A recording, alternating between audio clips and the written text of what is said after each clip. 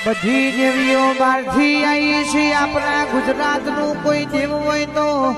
આપણી ખોડિયાર છે આપણી ગુજરાતની આપણી માતા કહેવાય ભાઈ આ લીલાબેનની સંધીન જે જાણો પેલા સિદ્ધરાજ રાજાના ભોજઈએ મેણું માર્યું મેનો ના મારેલા એ દાડો સિદ્ધરાજ રાજા ખોડિયારના મઢે રોવા બેઠા હતા સંધમો જબરું દીરું છે ખોડિયાર મારા ચોરો ન જવા દેતો નહીં